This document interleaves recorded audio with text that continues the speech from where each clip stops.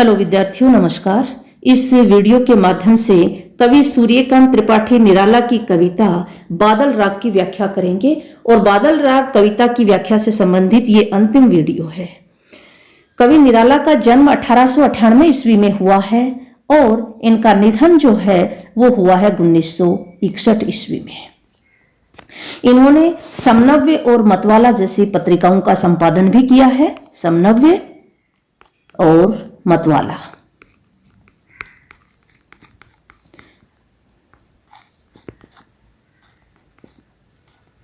मुक्तक छंद के प्रणेता कवि हैं।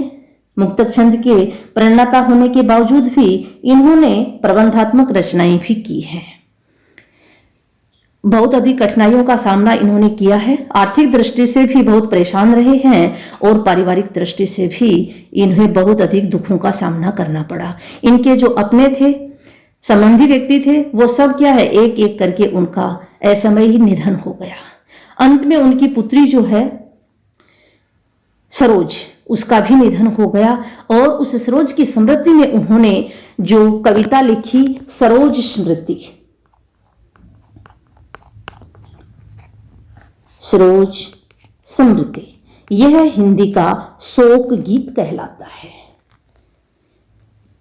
अब अपन कवि की व्याख्या देखते हैं। तो व्याख्या है, जीर्ण बाहु है शीर्ण शरीर, तुझे बुलाता कृषक अधीर, ए विप्लव के वीर, चूस लिया है उसका सार, हाड़ मात्र ही है आधार, हे जीवन के पारावार। तो इसमें कठिन शब्द अपन देखते हैं। कठिन शब्द है जीर्ण। जीर्ण होता है कमजोर।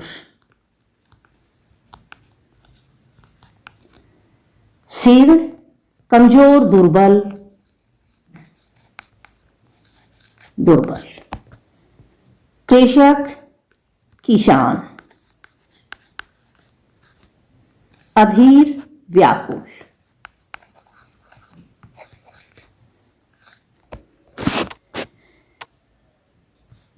सार जीवन शक्ति।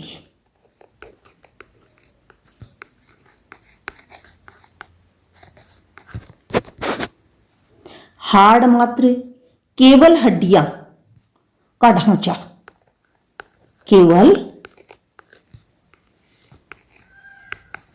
हड्डियां ही रह जाना। आधार, आधार होता है सहारा। पारावार, पारावार होता है समुद्र।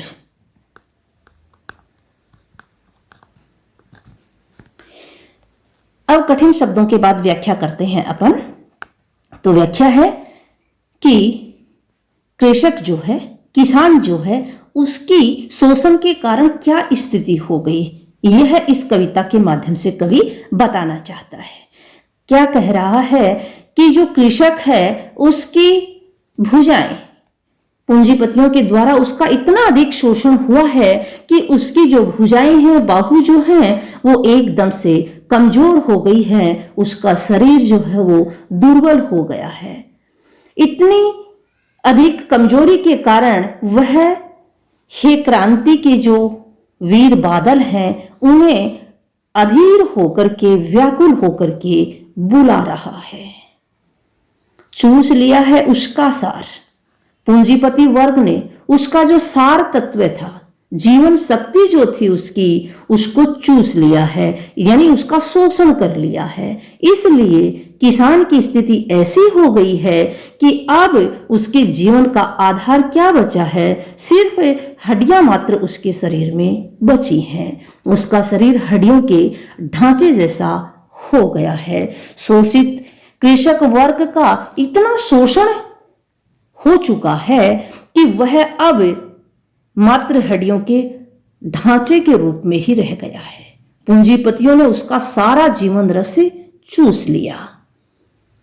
इसलिए वह बादलों को पुकार रहा है और कह रहा है कि हे बादल, तुम जीवनदायी जल के सागर हो, समुद्र हो, जीवन देने वाले समुद्र हो, इसलिए तुम आओ और इस भूमि पर वर्षा करो और हमें कुछ जीवन शक्ति प्रदान करो।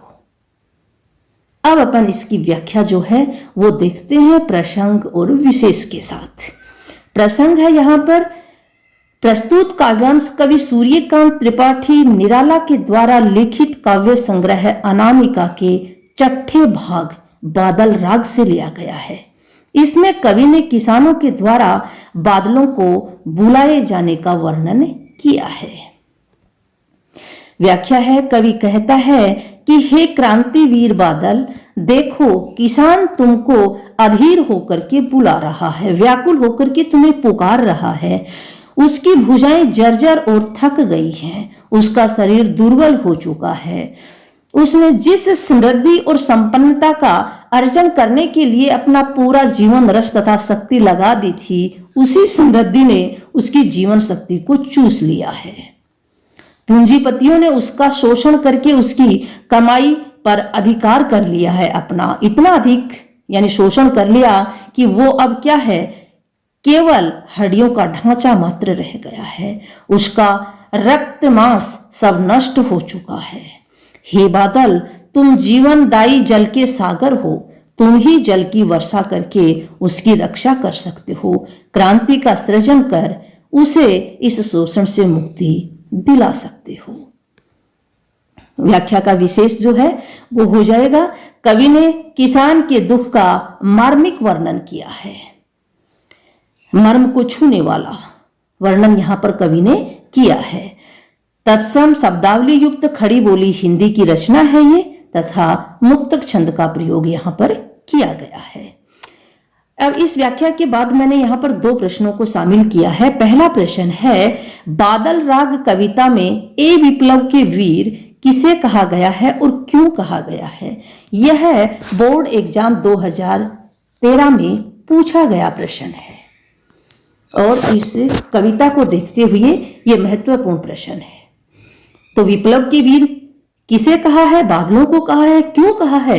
क्योंकि बादल क्या करते हैं, भूमि पर बरस करके और जो बड़े बड़े पेड़ हैं, बड़े बड़े पर्वत हैं, उनको तो क्षति पहुंचाते हैं तथा जो कमजोर छोटे पौधे हैं उन्हें अंकुरित करके जीवन दान देते हैं, इसलिए उन्हें क्रांति के वीर कहा है। तो इसका उत्तर हो जाएगा बादल राग कविता में निराला जी ने बादल को विप्लव का वीर कहा है। कवि ने इस कविता में बादल को क्रांति दूत के रूप में प्रस्तुत किया है। किसान के श्रम का लाभ शोषक पूंजीपति उठा रहे हैं। मेहनत करने से उसका शरीर दुर्बल हो गया है, बाहें थक गई हैं। वह क्रांतिवीर बादलों को पुकार रहा है, वहीं उसको जीवनदायी जल देकर नव जीवन दे सकते हैं तथा शोषण से उसकी रक्षा कर सकते हैं, इसीलिए इन्हें क्रांतिवीर कहा है। अगला प्रश्न है, बादल राग कविता के प्रतिपाद्य अथवा उद्देश्य पर प्रकाश डालिए। कवि का ये कविता लिखने का उद्देश्य क्या है?